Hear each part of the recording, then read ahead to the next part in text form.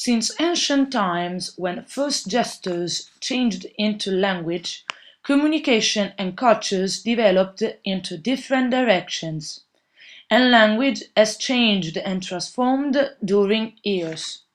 We can say the first form of interpreting, with a different meaning compared with the one of the present, arise with a cultural development, first campaigns, commerce, and population increase in some of the most favorable to mankind living areas of the world, such as the fertile Nile Valley and the one of the Indo.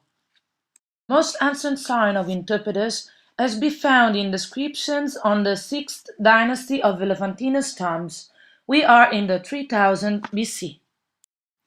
During the Old Age, not every events were considered important and then transcribed. Therefore, statements about interpreting and interpreters are very breadth. Interpreters were utilized in important campaigns too, from Alexander the Great to Napoleon Bonaparte.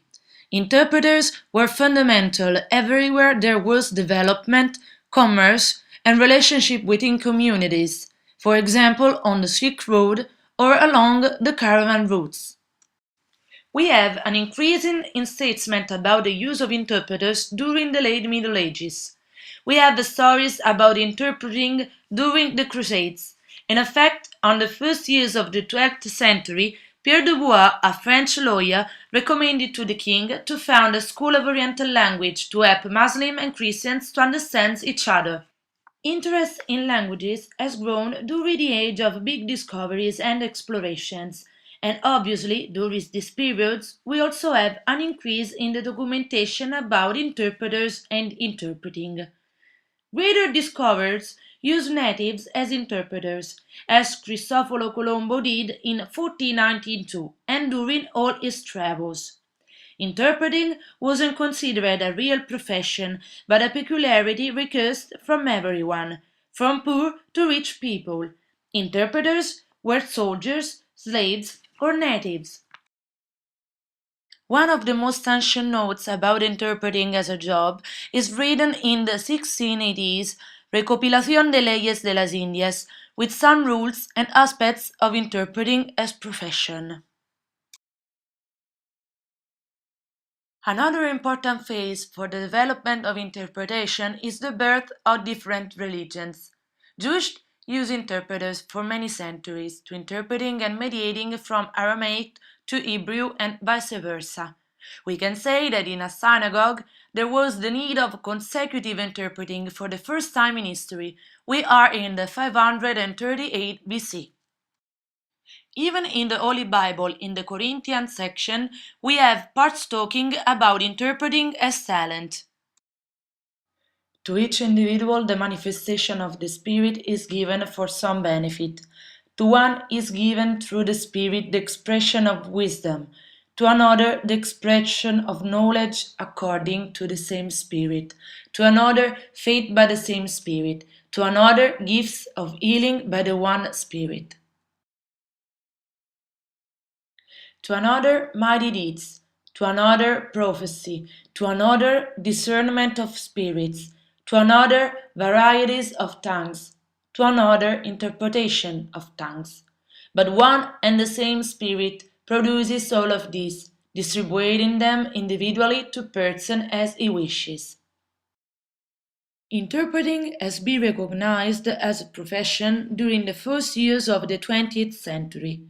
Until World War I, there were only two modes of interpreting: the chuchotage, whispering simultaneously the translation in the ear of one or two persons, and the liaison, a sort of alternated mediation between two persons from and to a language. But World War I, with all its meetings, conferences, and trials, created new needs.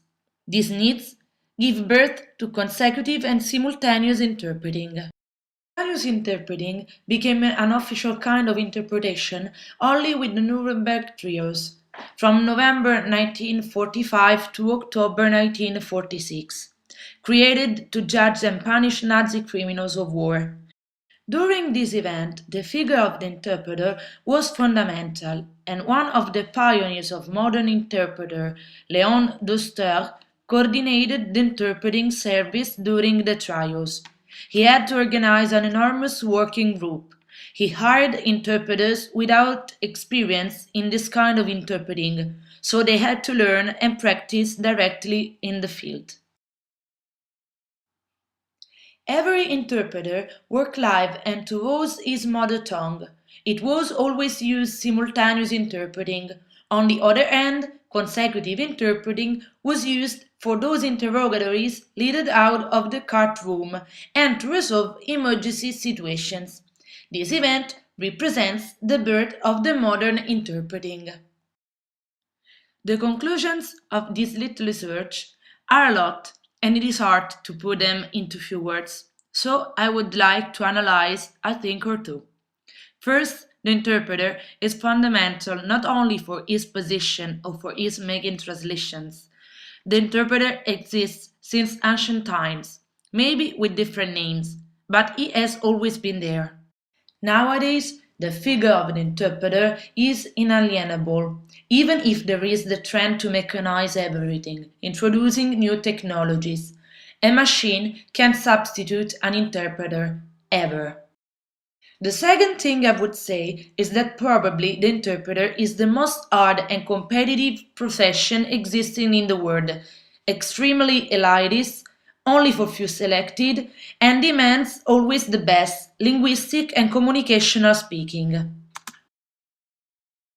Being an interpreter, in my opinion, is marvelous, dynamic, and always various, as hard as satisfactory. It is not only a job, but a lifestyle, a vocation.